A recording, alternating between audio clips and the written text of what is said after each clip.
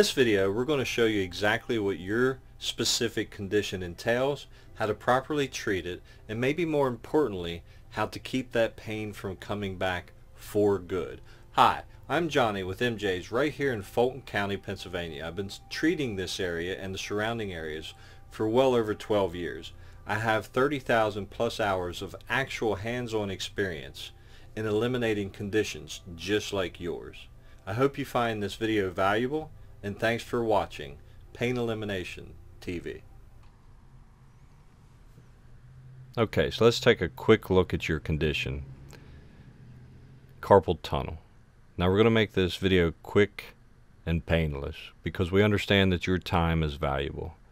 But taking a few minutes to understand your condition could also be very valuable as well. So let's take a quick look at the tunnel itself. The tunnel is right here, right underneath the flexor retinaculum. Now the retinaculum is nothing other than a connective sheath of thick tissue. This tissue can become very taut, very rigid, due to things like dehydration, being overworked, and perhaps some nutritional deficiencies, which will then clamp down and put pressure on the actual medial nerves, which in this case, if you truly have carpal tunnel, you're only going to feel the numbness, the pain, the weakness in these 3 digits, the thumb, forefinger, middle finger, and on the inside of the actual ring finger. It will not be over here in any way, shape, or form. If you're having any numbness, any weakness, any pain over around the pinky finger, or if your entire hand or forearm is in pain or numb or has any weakness symptoms, you do not have carpal tunnel. It's only, once again, going to be in the thumb, the forefinger, the middle finger, and just on the inside of the ring finger. Anything outside that scope, you do not have carpal tunnel.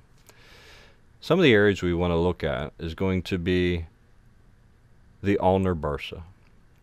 Now the bursa is nothing other than like a liquid sac that's going to cover and kind of protect the ligaments from the, especially the bones and stuff, but it's going to kind of give the tendons as they come through the carpal tunnel some smoothness, some fluidity, so that when we contract these muscles, they have a nice smooth transaction through the carpal tunnel.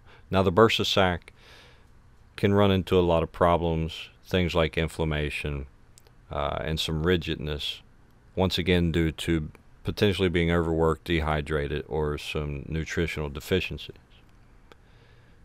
Here we have the extensor retinaculum. This is another piece of connective tissue, very thick, strong tissue that can also once again become very rigid due to overactivity, dehydration, or some nutritional deficiency. Here we have all the tendons coming from the different muscle groups that are going to come up through the canal so that it can flex the wrist and flex the fingers and the thumb. And these areas can become very rigid, taut, inflamed due to overactivity, dehydration, and perhaps some nutritional deficiencies.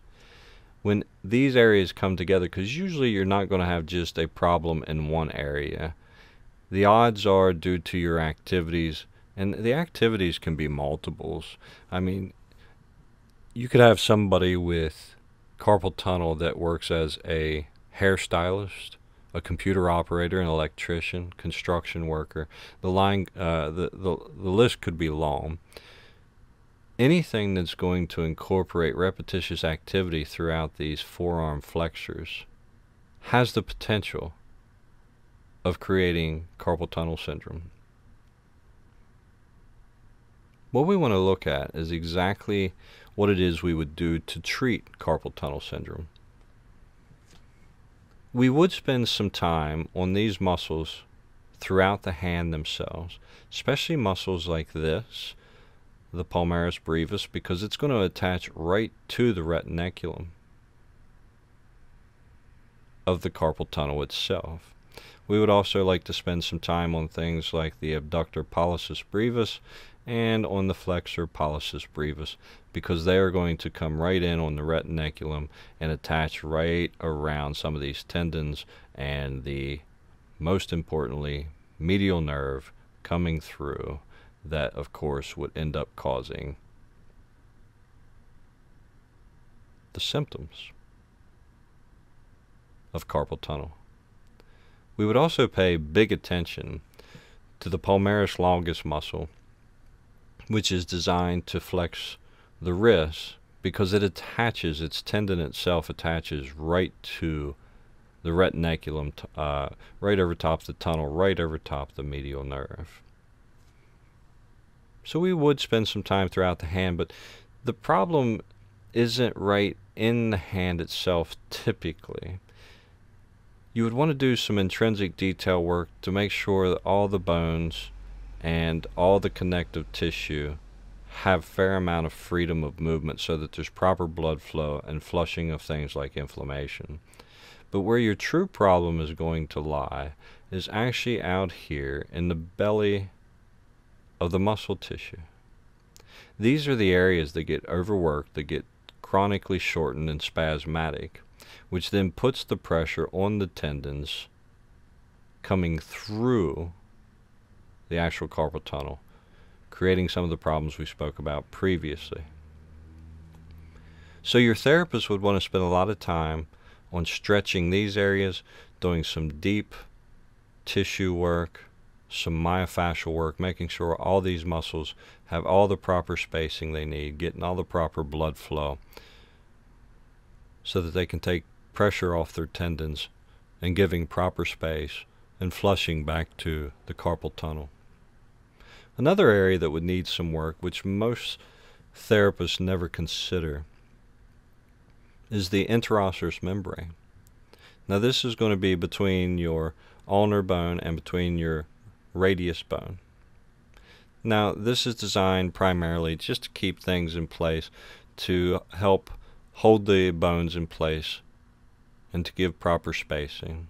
Now when this particular area becomes thick and rigid and loses its pliability, it doesn't allow these bones to move properly, which is also then going to conflict with these particular bones to move properly.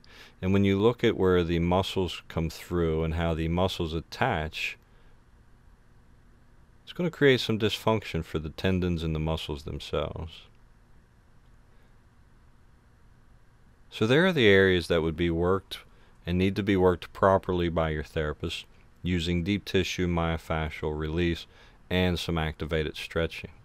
Now once the problem has been properly resolved, there's a couple different ways that you can ensure that the problem will not return, because anyone that has had carpal tunnel in the past and have gone the surgery route, you know that if you have carpal tunnel, it's because of your lifestyle, it's because of your activity, and there's a high potential that the carpal tunnel will return, because not only do you still have the problems that reside back here where the problems began, but you also now have the possibility of scar tissue in and around the carpal tunnel itself, which then, as the scar tissue worsens, it will then put pressure on the medial nerve, and a lot of people would have to go back and have that cleaned out.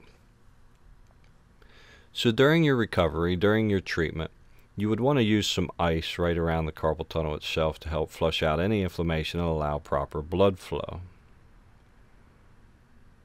Once the problem is completely resolved, you can keep it coming back from approximately 2 to 4 potential steps. One, you would want to keep these muscles stretched out. Do not allow them to get chronically shortened and spasmatic to where they can leave all the proper space and pliability as the tendons go through the carpal tunnel itself. You want to make sure you're plenty hydrated so the muscles have some pliability, so that the interosseous membrane has pliability. And so the areas that we spoke about earlier also keep proper pliability, such as the bursa. Once you know you're in the clear, you would then want to consider doing some strength training to these particular groups of muscles. Now you do not want to run out directly after this video and start doing any kind of strength training until the problem is resolved. If you were to attempt to start doing strength training immediately, you would exasperate the problem and you would feel much worse very quickly. Once the problem is completely resolved, you would want to consider, though, doing some strength training.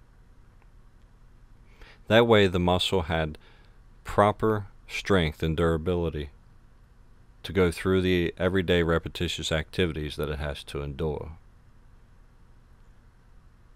And last but not least, you could get a regular, proper deep tissue work approximately once a month to once every 6 weeks at the very latest, to keep those areas pliable, to keep the blood flowing and the inflammation flushed.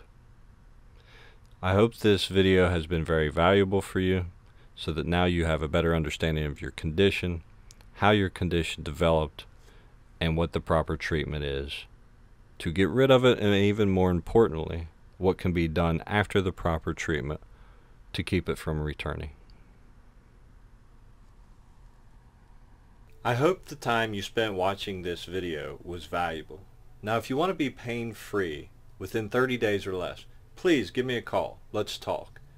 Phone number is 717-404-6495, and you can sign up for our pain elimination package, which guarantees with your specific condition, we will eliminate that pain in 30 days or less with a satisfaction guarantee. If you're not satisfied at the end of the 30 days, you get your money back. And our pain elimination package is half price.